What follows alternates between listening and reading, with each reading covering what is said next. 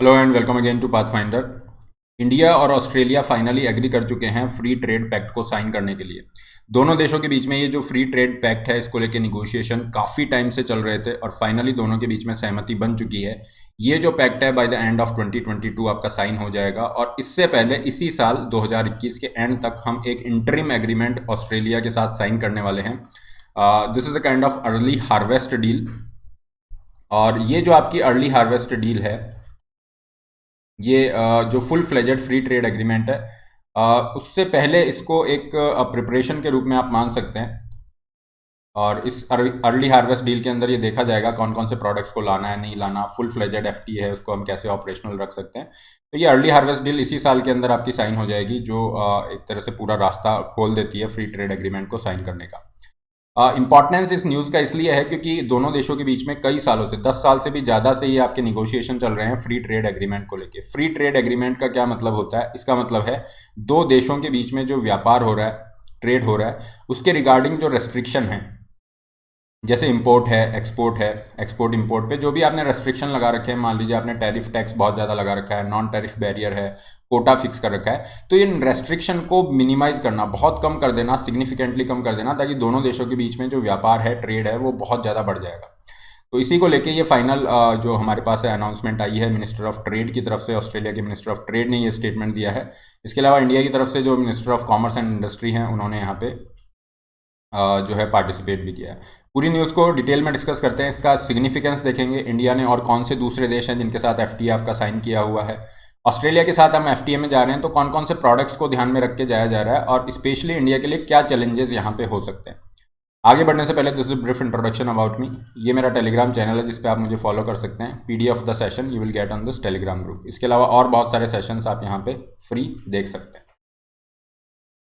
देखिए, India Australia के बीच में ये जो फ्री ट्रेड एग्रीमेंट साइन होने का फाइनलाइज हुआ है, यहाँ पे आपके सर्विसेज इंक्लूड की जाएंगी, गुड्स इंक्लूड किए जाएंगे, इन्वेस्टमेंट इंक्लूड किया जा रहा है। इसके अलावा डिस्कशंस आपके ऑन है government procurement, energy and resources, logistics, transport, standards and rules of origin, इन सब चीज़ों को आपका इंक्लूड किया जा रहा है। और डेफिनेटली सर्विस और गुड्स आपके और इन्वेस्टमेंट ये तो बेसिक पार्ट हैं। इसके अलावा और बहुत सारी चीज़ें हैं फ्री ट्रेड एग्रीमेंट में जिनके ऊपर दोनों देशों के बीच में डिफरेंट ओपिनियन है, मतभेद है। जैसे रूल्स ऑफ ओरिजिन एक ऐसा मुद्दा है जिस पे दोनों देशों की राय अलग है।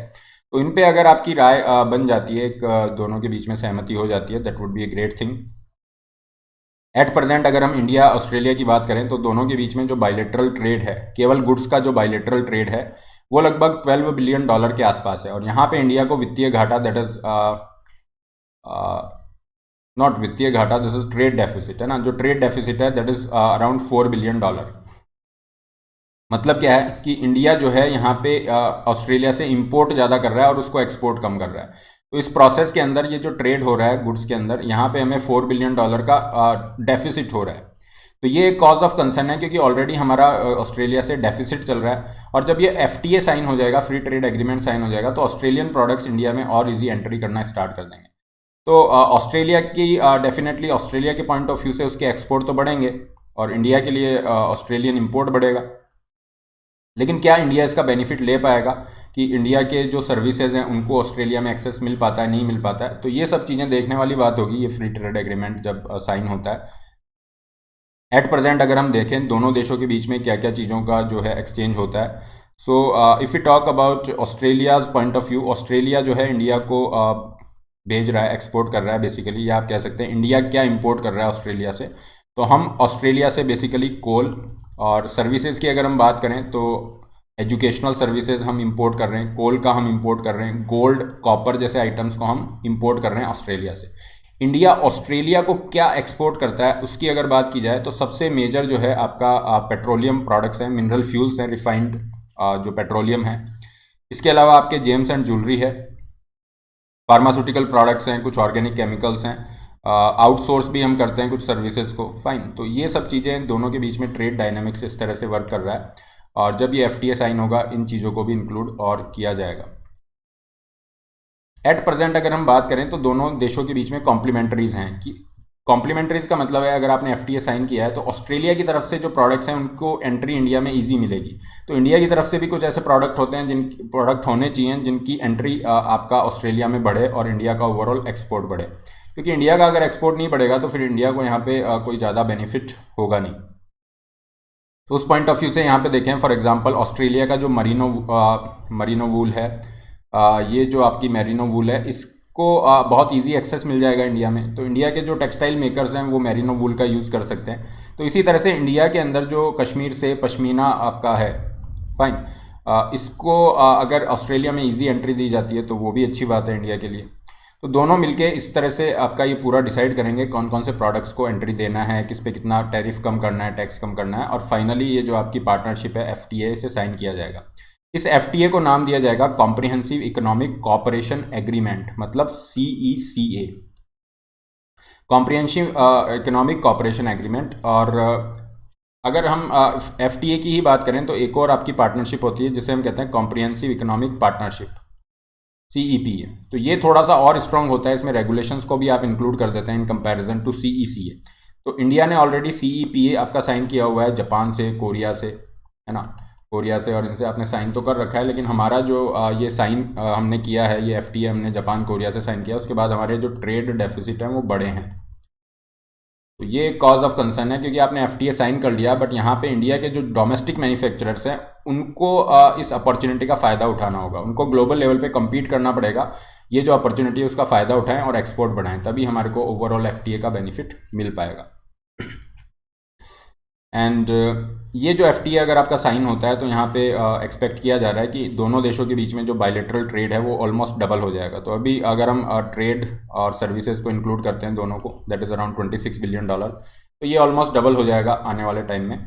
और ये चीज़ हमें देखने को मिलती है, जैसे इंडिया ने सबसे पहले अगर हम देखें जो फ्री ट्रेड एग्रीमेंट है वो श्रीलंका से साइन किया था 1998 में। तो 1998 के बाद अगर आप देखते हो दोनों देशों के बीच में व्यापार को, तो इस तरह से ये ऊपर जाता है एकदम से, फिर डेफिनेटली फ्लक्चुएट कर रहा है, but that was the year India and Sri Lanka sign the free trade agreement. तो डेफिनेटली एक चीज़ श्योर है, दोनों देशों के बीच जो बायलैटरल ट्रेड है वो तो बढ़ेगा। लेकिन बायलैटरल ट्रेड बढ़ रहा है, उसी के साथ ये भी होना चाहिए कि इंडिया के एक्सपोर्ट भी वहाँ पे बढ़े।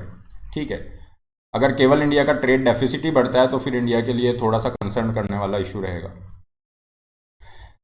ये एग्रीमेंट इसलिए भी सिग्निफिकेंट है क्योंकि 2011 से आपकी टॉक्स चल रही थी। अगर हम बहुत ही जनरल लेवल पे देखें तो आप कह सकते हैं 2001 से इस चीज़ के ऊपर आपकी चर्चा चल रही है, लेकिन 2011 के बाद से थोड़ा इंटेंसीफाई होते हैं टॉक्स, और पिछले 2 साल में इनके ऊपर बहुत तेज़ी से काम होता है, और फाइनली यहाँ पे ये डिसीजन आता है। और इस साल के अंत तक अगर आपका ये जो इंटरिम डील है, that is early harvest deal, ये साइन हो जाएगी तो ये बहुत बड़ा अचीवमेंट है, और फाइनली नेक्स्ट ईयर हम यहाँ पे ये कंक्लूड कर देंगे।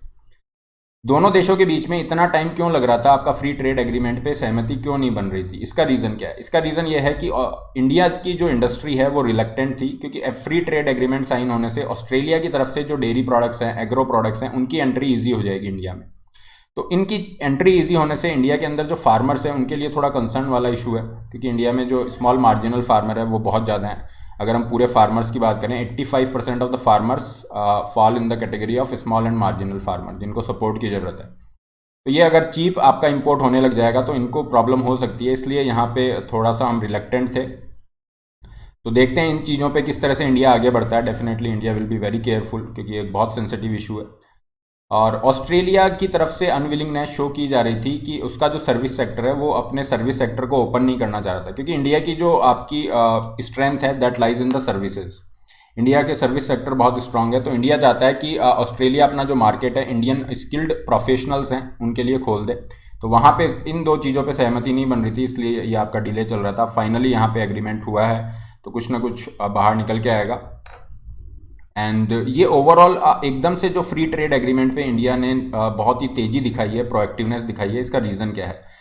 एक्चुअली आप देखेंगे this is a part of India's broader strategy to forge fair and balanced trade agreement. ये fair and balanced trade agreement का क्या मतलब है? आप जो ट्रेड एग्रीमेंट साइन हो रहा है, जो डील साइन हो रही है, उस डील की जो टर्म्स हैं, है ना, किस चीज़ पे कितना आपको टैक्स घटाना है, किस पे नहीं बढ़ाना है, किस चीज़ पे एक्सेस देना है, नहीं देना है, ये टर्म्स बहुत इंपॉर्टेंट होती है। इसलिए यहाँ पे कहा जा रहा है fair and balanced trade agreement होना जरूरी है, क्योंकि आपको ध्यान होगा रिसेंटली अभी लास्ट ईयर जो RCEP था, that is regional comprehensive economic partnership, जो कि एक तरह का रीजनल फ्री ट्रेड एग्रीमेंट है।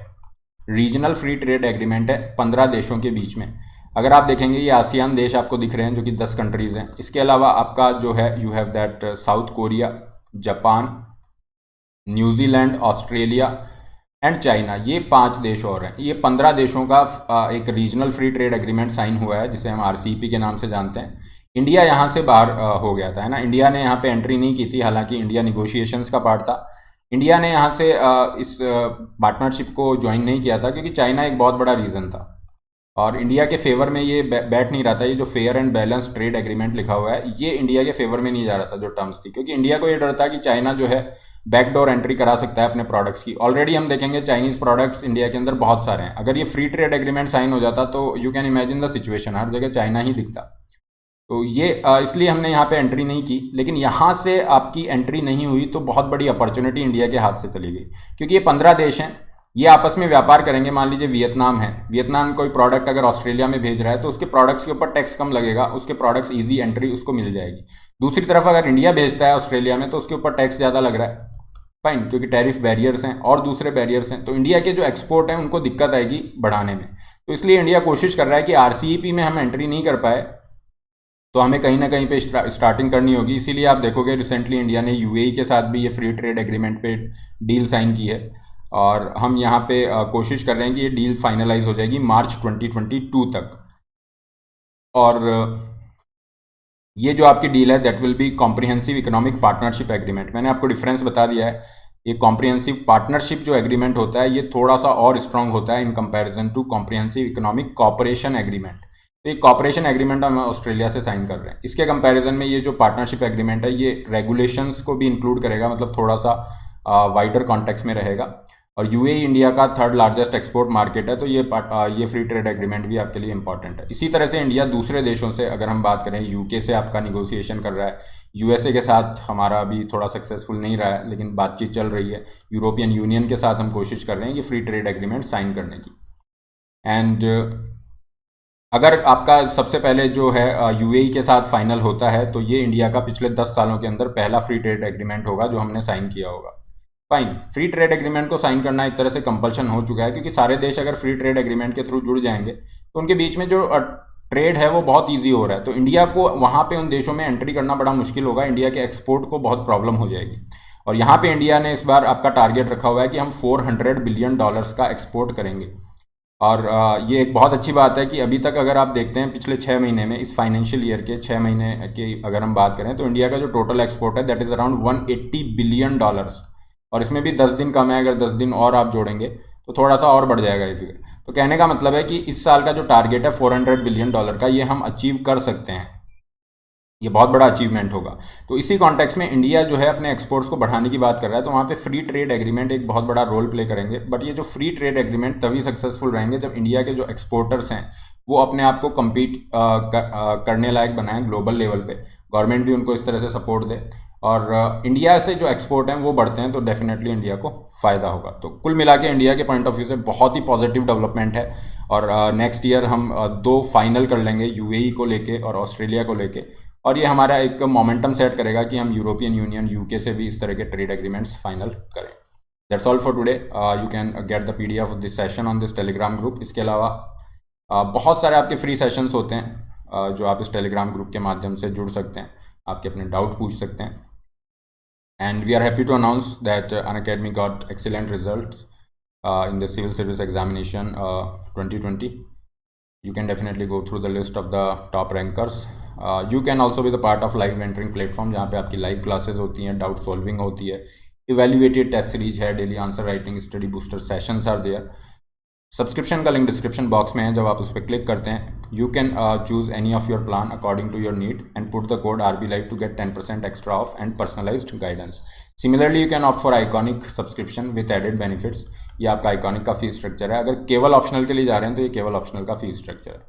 आपके नए बैचेस स्टार्ट हो रहे हैं, यू हैव 6 अक्टूबर से आपके नए बैचेस स्टार्ट हैं। इसमें आप एनरोल कर सकते हैं, सिलेबस पूरा कर सकते हैं। 2022 और 23 वाले बच्चे हैं, इनके लिए डेडिकेटेड बैच बनाए गए हैं, यहाँ पे आप पार्टिसिपेट कर सकते हैं। वीकेंड करंट अफेयर बैच है जहाँ पे आपका पूरा करंट अफेयर का सारी चीज़ कवर हो रही है। तो जो बच्चे जॉब के साथ तैयारी कर रहे हैं, डेली करंट अफेयर फॉलो नहीं कर सकते, उनके लिए बहुत ही अच्छा ये बैच है। And apart from this you can be the part of UPSC CSC combat जो हर संडे सुबह 11 बजे होता है, 3 अक्टूबर को रहेगा। तो you can participate in this CSC combat by using the code RB Live। बहुत सारे लर्नर्स हैं जो यहाँ पे पार्टिसिपेट करके अपनी प्रिपरेशन को असेस कर सकते हैं, compete कर सकते हैं, scholarships आप जीत सकते हैं.